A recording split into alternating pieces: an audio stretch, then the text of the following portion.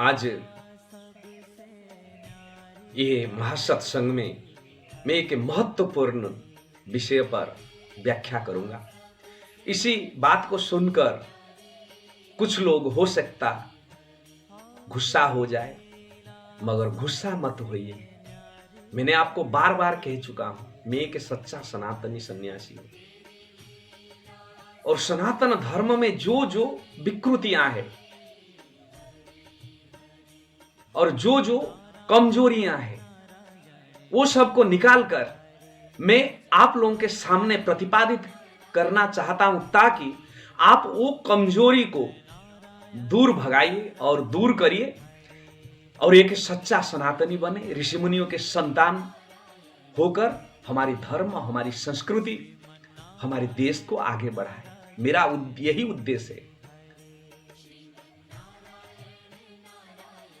तो इसीलिए कभी कभी ऐसा बात बोल देता हूं, अर्थात मैं तो सत्य बोलता हूं, मगर वो बात कुछ लोगों को गलत लग जाता है, क्योंकि अंधविश्वास, कुसंस्कार, पाखंडता का मेला इतने बैठ चुका है, वो मेला बैठ बैठकर चमड़ी बन चुका है।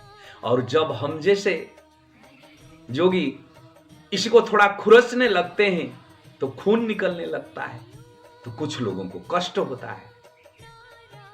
तो इसीलिए बिल्कुल मन में कष्ट ना लाके इसको ध्यान से सुने, क्योंकि आप लोगों के कल्याण के लिए मैं बता रहा हूं। वेदों से लेकर सनातन धर्म की लगभग बहुत सारे धर्म ग्रंथ का अध्ययन कर लिया। आजकल के जितने पुराणवाद की, संप्रदायवाद की ग्रंथ को भी बहुत अध्ययन किया।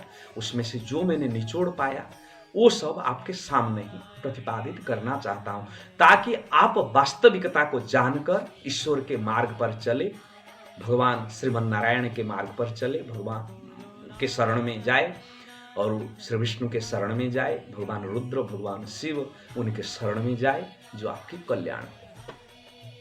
बहुत सारे लोग, बहुत सारे तो मैं नहीं कहूंगा, ज्यादातर लोग आजकल अवतारी पुरुष को परमात्मा मानते हैं।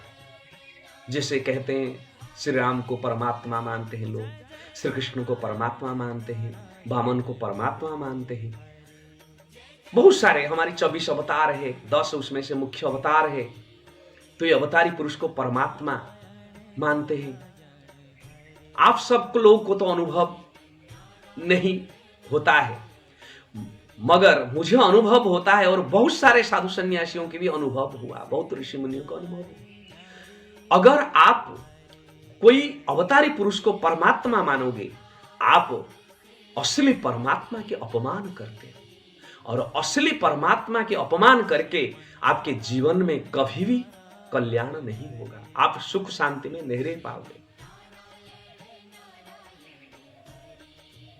आपको प्रभु श्री राम के बारे में बताना चाहता हूं। ये बात सुनने के बाद आपको लगेगा शायद बाबा तो श्री राम की विरोधी है।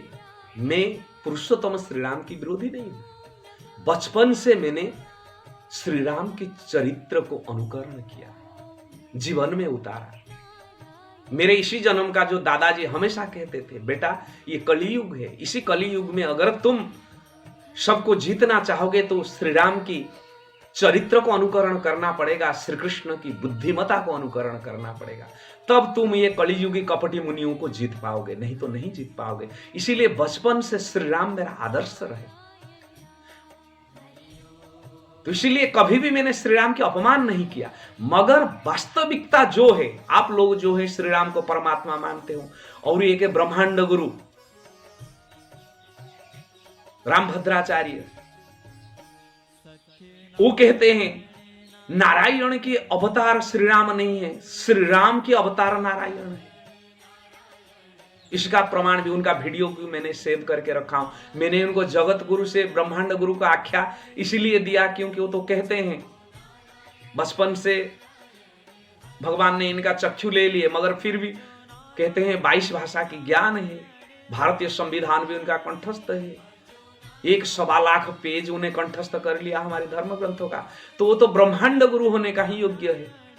वो क्या कहते हैं? कहते हैं कि राम से ही नारायण है। वो कहते हैं राम नारायणम, ये जो कहते हैं राम पहले आए, नारायण उसके बाद आए। आप तो हम इनको ब्रह्मांड गुरु नहीं कहेंगे तो और क्या, जगत गुरु कहना थोड़ा छोटा उनके लिए पदवी हो जाएगा। तो ये वास्तविकता क्या है, इनके बारे में मैं बताना चाहता हूं। आप रामायण को आइए। रामायण तो सिर्फ वाल्मीकि लिखे, रामचरितमानस रामायण नहीं है, वो रामचरितमानस है। उसको बाबा तुलसीदास ने लिखे। तो रामायण तो वाल्मीकि लिखे, क्योंकि वाल्मीकि रामायण के ऊपर सीधा लिखा जाता है, वो ग्रंथ का नाम ही रामायण है। रामचरितमानस का नाम रामायण नहीं है। बालकांड में स्वयं तुलसीदास भी कहते हैं रामायण ने वाल्मीकि के द्वारा लिखाया गया। तो रामायण की बात मैं कहना चाहता हूं। रामायण की अयोध्या कांड का 6 नंबर सर्ग में आइए, देखिए, लिख के रखिए और आप देखिए। गीता प्रेस की जो आता है वाल्मीकि रामायण आता है, तो उसमें क्या कहते हैं, गतौ पुरोहितम राम स्नात नियत मानस सपत्न्या विशालाख्या नारायणम उपागमत। ये कब की घटना है, कल राज अभिषेक होना है। राज अभिषेक होने से पहला दिन का शाम के समय महर्षि वशिष्ठ आए। उन्हें जो कुछ अपना राजाभिषेक में जो कार्यक्रम होता है वो करके ही वो चले गए। जाने के बाद कहते गतौ पुरोहितम राम, पुरोहित अर्थात चले जाने के बाद श्री राम ने श्रीमन नारायण की उपासना की। नारायणम उपागम, वही अयोध्या कांड का 6 सर्ग का 3 नंबर श्लोक में क्या महर्षि वाल्मीकि कहते हैं, ध्याय नारायणम देवम स्वस्तिर्ने कुश संस्तर। 3 नंबर श्लोक में दोनों माता सीता और प्रभु श्री राम दोनों नारायण देव को ध्यान करके बिछा हुआ कुश की चटाई ऊपर शयन किए। इन्हीं दोनों श्लोक से ही संपूर्ण रूप में प्रमाणित होता है कि श्रीमन नारायण श्री राम के लिए परमात्मा थे, अर्थात श्री राम नारायण की भक्त है और श्रीमन नारायण भगवान है। ये रामायण की बात मैं कह रहा हूं, ये तो मेरा मनगढ़ंत बात नहीं है। तो श्रीमन नारायण और श्री राम ये दोनों की क्या संपर्क है, भगवान और भक्त का संपर्क है। लोग इनका उदाहरण दे देते हैं, कुछ लोगों ने तर्क दे देते हैं, श्री राम भी शंकर के भी पूजा करते थे और शंकर भी श्री राम की पूजा करते थे। परमात्मा शंकर सकलम कल्याणम करोति इति शंकर, अर्थात जो कहा गया, जो परमात्मा को कहीं पे भी कोई धर्मशास्त्र में श्री राम की पूजा करने का या उनका नाम जपने का या उन्हीं को ध्यान करने का कहीं पे सनातन धर्म ग्रंथ के शास्त्रों में नहीं है। मैं चैलेंज के साथ कहता हूं, चुनौती के साथ कहता हूं, सनातन धर्म की जो प्रामाणिक धर्म ग्रंथ उसमें 4 वेद कहिए, 4 उपवेद कहिए, जो 108 उपनिषद है उसी में से भक्ति को उपनिषद में कहा गया है सिर्फ 10 ही प्रामाणिक है। इस उपनिषद से लेकर छांदोग्य उपनिषद तक 10 प्रामाणिक उपनिषद है, 14 ब्राह्मण ग्रंथ है, 16 दर्शन शास्त्र है। इन्हीं सब में ही कहीं पे ऋषि मुनियों की स्मृति है। कहीं पे भी मुझे कोई अवतारवाद दिखा दे, मैंने उनका चेला बनकर उनके साथ जाऊंगा, बिल्कुल नहीं। ये बाद में कपटी मुनियों ने 18 पुराण, रामचरितमानस, देवी भागवत जैसे संप्रदायिक किताबों के माध्यम से ही इन्हें जोड़ दिए सब कहानी।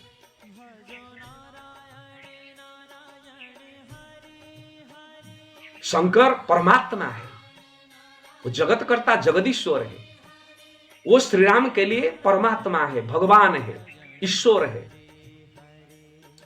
श्री राम उनको जप करते थे, मगर शंकर कभी भी श्री राम को जप नहीं किए, ना उनका नाम के बारे में ये जो सती को भेजे और इसको, ये सब सिर्फ कपड़ों कल्पित मनगढ़ंत बात है, कहीं हमारी सनातन धर्मशास्त्र में नहीं है। तो स्वयं रामायण कहती है कि श्रीमन नारायण श्री राम की प्रभु है, परमात्मा है। तो हमेशा याद रखो, भक्त कितना बड़ा भी हो जाए वो कभी भगवान नहीं हो सकता, परमात्मा नहीं हो सकता। भक्त ही भक्त रहेगा और परमात्मा ही परमात्मा रहेगा। तो आप जब श्री राम को परमात्मा समझते हो, आप असली परमात्मा के ही अपमान करते हो। स्वयं श्री राम रामायण में कहते हैं, जब भरत प्रभु राम को, पुरुषोत्तम श्री राम को वापस लाने के लिए गए हैं, तब वहां पे वो कहते हैं कि ना आत्मा न कामकारो ही पुरुषो यम ना स्वर, अर्थात तो स्वयं श्री राम कहते हैं कि मैं एक पुरुष हूं। पुरुष कौन है? पुरुष शब्द का व्याख्या करने से पूरा प्लस उस, पूरा अर्थात पाप उस अर्थात जला देना। तो मैंने एक पुरुष हूं। पुरुष वो होता है जो अपना सारे पाप को जला देता है, वो निष्पाप है। प्रभु राम निष्पाप थे, निष्कलंक। तो इसीलिए वो कहते हैं मैं एक पुरुष मात्र है, मैं ईश्वर नहीं हूं। तो जब ईश्वर नहीं हूं, मुझे मेरे कर्म फल के अनुसार ही चलना ही होगा। खुद स्वयं श्री राम जब कहते हैं मैं ईश्वर नहीं हूं, और रामायण कहती है कि वो परमात्मा नारायण की उपासक है, भक्त है, तो आप जब श्रीमन नारायण के साथ इनको बराबर कर दोगे, तब श्रीमन नारायण के अपमान होगा, परमात्मा के अपमान होगा। क्योंकि जैसे एक प्रधानमंत्री होते हुए आप दूसरे कोई एमएलए को या कोई एमपी को प्रधानमंत्री रूप में घोषित कर दोगे, इसके द्वारा क्या होगा? असली प्रधानमंत्री का कुर्सी का तो, उनका आसन का तो अपमान ही होगा। उसके साथ साथ समाज में अराजकता व्यापेगा। तो इसी कारण से हमारी सनातन धर्म में अभी जो अराजकता है, एक दूसरे के साथ लड़ रहे हैं, एक साधु सन्यासी दूसरे के साथ लड़ रहे हैं, इनका कारण क्या है? वो अलग अलग संप्रदाय है। वो असली परमात्मा को छोड़कर अपना अपना सब परमात्मा बना लिए, इंसान को परमात्मा रूप में ही प्रतिष्ठित कर दिए। असली परमात्मा को जब छोड़ दिए, हुआ क्या? एक तो परमात्मा के अपमान किए। परमात्मा के अपमान करने के कारण भगवान परमात्मा नारायण, परमात्मा विष्णु, परमात्मा रुद्र, परमात्मा शंकर की, परमात्मा शिव के अपमान करने के कारण वो अज्ञानी हो गए, अंधविश्वासी हो गए, वो कुसंस्कारी हो गए, पाखंडता के शिकार हो गए। और उसके साथ साथ क्या हुआ? जैसे मैंने कहा, एक प्रधानमंत्री होते हुए और आप 5 प्रधानमंत्री बना दोगे तो देश में अराजकता फैलेगा। तो हमारी धर्म में इसी कारण से अनेक परमात्मा होने के कारण अराजकता फैलने लगा। इंसान को इन लोगों ने परमात्मा, प्रभु राम हमेशा हमारे लिए पूज्य है, मगर उपास्य नहीं है, अनुकरणीय है। हम उनके जीवन को अपने जीवन में उतारना चाहिए, उनके चरित्र को अपने जीवन में ही उतारना चाहिए। ये जो भी कोई भी व्यक्ति अगर श्री राम का अपमान करता है, मैं भी उनका विरोध करता हूं, मगर जहां पे कोई कहता है कि ये परमात्मा है, वहां पे तो मैं देखता हूं मेरे असली परमात्मा की, मेरे असली प्रभु का ही अपमान हो रहा है, तो मैं वहां पे विरोध करता हूं। और इसके द्वारा आपने हुआ क्या? जब आपने श्रीमन नारायण नारायण छोड़कर, ओम श्री विष्णवे नमो नमः छोड़कर, ओम रुद्राय नमो नमः छोड़कर, ओम शिवाय नमो नमः छोड़कर हमेशा जय श्री राम करने लगे, जय श्री कृष्ण करने लगे, राधे राधे करने लगे, सीताराम करने लगे, इसका मतलब आपने असली परमात्मा श्रीमन नारायण, भगवान विष्णु, भगवान रुद्र और परमात्मा शिव से ही ज्यादा इनको महत्व देने लगे। ज्यादा महत्व देते हो, इसीलिए तो हमेशा जय श्री राम करते हो, जय सीताराम करते हो, जय राधे राधे करते हो, जय श्री कृष्ण करते हो। जो जिसको ज्यादा महत्व देगा उन्हीं का नाम को हमेशा बोलता रहेगा, रटता रहेगा। तो इसके कारण से क्या हुआ? आपने अनजान में असली परमात्मा की हर वक्त अपमान करते रहे, और इसी अपमान के कारण दिन ब दिन धर्म कार्य बढ़ते जा रहा है, मंदिर संख्या बढ़ते जा रहा है, बाबाजियों की संख्या बढ़ते जा रहा है, कंठी माला वालों की संख्या बढ़ते जा रहा है, मगर हमारी धर्म में ही अनेक प्रकार की कुरीतियां, कुसंस्कार, पाखंडता प्रवेश करते जा रहा है। एक दूसरे के साथ लड़ते रहते हैं, एक दूसरे को देखना नहीं चाहते हैं, और धर्म धंधा बन गया। यही कारण है, क्योंकि आपने असली परमात्मा को छोड़ दिया। असली परमात्मा, आत्मा ही असली परमात्मा की अविनाशी अंग है। जब आप आत्मा के माध्यम से असली परमात्मा की चिंतन करोगे, आपके जीवात्मा से मल विक्षेप आवरण दूर होगा। मल अर्थात क्या है? लोभ, मोह, कामना, वासना, अज्ञानता, ये सब दूर होगा। विक्षेप क्या है? मन की चंचलता दूर होगा। और आवरण क्या है? अज्ञानता दूर होगा। मगर आपने क्या किया? असली परमात्मा की हमेशा अपमान करता रहा। इसके कारण से आपने असली परमात्मा को भूलकर पाप कर्म करने लगा। और यही कारण से हर रोज मंदिर दौड़ते हो, हर रोज राधे राधे करते हो, हर रोज सीताराम करते हो, अष्टजाम करते हो, नवाह करते हो, सब कुछ करते हो, मगर परिवार में शांति नहीं है। सासू बहू का लड़ाई चल रहा है, भाई भाई में लड़ाई है। एक कट्ठा जमीन के लिए ही महाभारत शुरू हो जाता है। एक दूसरे को देखना नहीं चाहता है। समाज में भाईचारा खत्म है, सब कुछ खत्म है।